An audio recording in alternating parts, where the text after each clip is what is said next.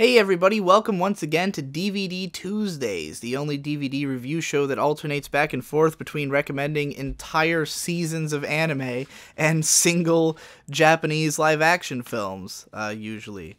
Today I'm going to be talking about another full anime show, Kamichu, which is a sort of like a cute girls doing cute things show, but not quite the same. It's a little bit more fantastical. I guess you could say it's a slice of life show, but each episode is very different from the last, and that's kind of what's really interesting about this one.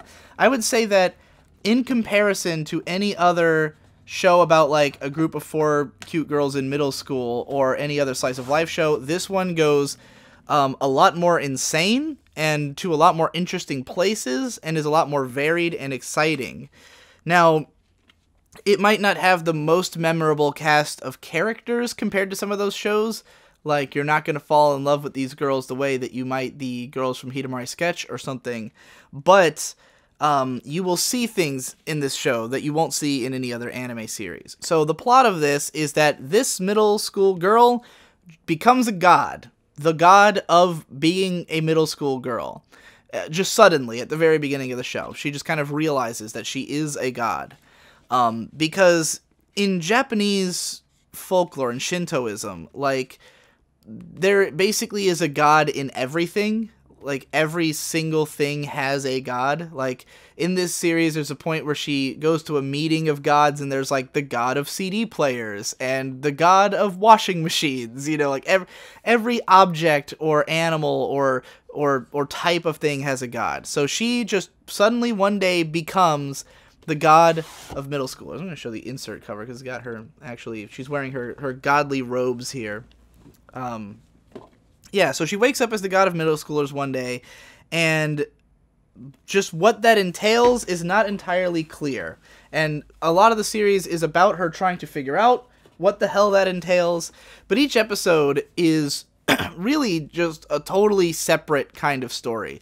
Some of them are really uneventful. There's one episode where she's just kind of laying under the kotatsu all day, you know, on a cold day and not wanting to do anything.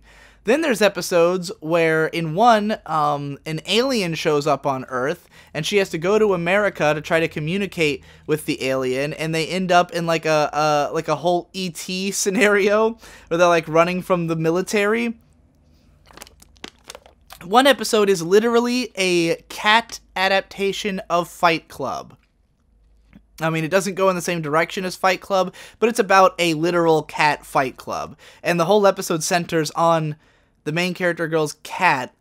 Like it's about the cat. And she's like talking to all these other cats, and they have a cat fight club, and that's the story. So, yeah.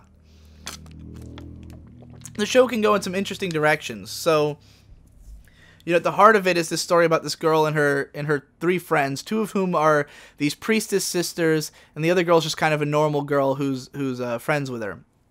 And they're all really adorable, and depending on the scene or what art you're looking at, because the guy who did the character designs for this, I'm pretty sure is a porn artist, so sometimes you realize, these girls are sexier than they look at first when they're in like a bathing suit or something, which is kind of hilarious. But the artwork's really good overall. This is an early Brainspace show from back when Brainspace was really interesting, and everything they did was kind of cool and different looking, like the era before they just completely went to shit. I don't know what happened, but yeah, I think it's like their first show. And I mean, the animation's somewhat inconsistent, but there's some really great Sakuga moments in there. There's lots of just vibrant imagery, a very well-realized setting. This is one of those where they went to, it takes place in like a Cape Town, and they, you know, tried to recapture the actual look of the real-life city in the show.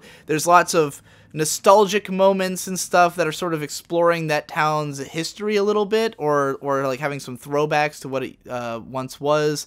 There's just a lot going on in this show, in spite of it only being 16 episodes, 4 of those being specials. And there's even a really charming romance in it, because the main girl is in love with this guy who's just like a standoffish I think he's a calligrapher, and he's, like, got the personality of, like, Sasuke from Naruto, or perhaps even more oblivious. He's just, like, a guy who just does calligraphy and doesn't pay attention to anything else. So he's completely oblivious to the fact that this girl's in love with him, but the show actually bothers to pursue their romantic relationship in the special episodes. So it actually goes somewhere by the end, which was really surprising for the kind of show that this is. Especially since it's so episodic. But it actually manages to wrap up with enough of a satisfying conclusion that it doesn't feel like there needed to be any more of it. Like, each episode is so distinct, and I mean, not all of them are equally entertaining or interesting, but there's just so many different types of shows that you get to see. It's really interesting when you get to meet, like, all the gods and stuff like that, or go on these wacky adventures, and then other times just have a quaint little at-home, time with it. Same guy who wrote this, Hideyuki Kurata, is also the guy who wrote Read or Die and Samurai Flamenco and Welcome to the Space Show. So all the stuff he writes is kind of, like, weird and all over the place. Sometimes for better, sometimes for worse. I'd say this falls into probably the better side of that spectrum. But yeah, I would recommend this, especially if you do like the genre of just, like, laid back kind of shows, like something like Flying Witch, but if they focused way more on the magic, or had episodes entirely dedicated to that and was less of an Iyashike. Not to say that there's no episodes of this that are just, completely slow and typical, but it goes to much further and much different places than most of those shows do. So yeah, I recommend checking it out. It's really gorgeous to look at. It has a fun opening and ending, or at least the ending I remember being really adorable. So yeah, sadly it doesn't get talked about a lot. It doesn't get brought up a lot in discussions of the genre or anything, because I think it came out kind of at a time before, at least in the West, we were really accepting these kinds of shows. This is pre-K-On!, pre-Hidamari sketch, so it's which not even that Hidamari sketch was popular. I just mean it's before, a lot of these great shows, before Lucky Star. So I don't think people were ready for that show when it came out, at least here, and so it hasn't been all that well remembered. But it's worth going back to have a look at, and it's still, I mean, visually it definitely holds up because it was pretty great looking, for its time. So yeah, go give that a shot if you like this genre.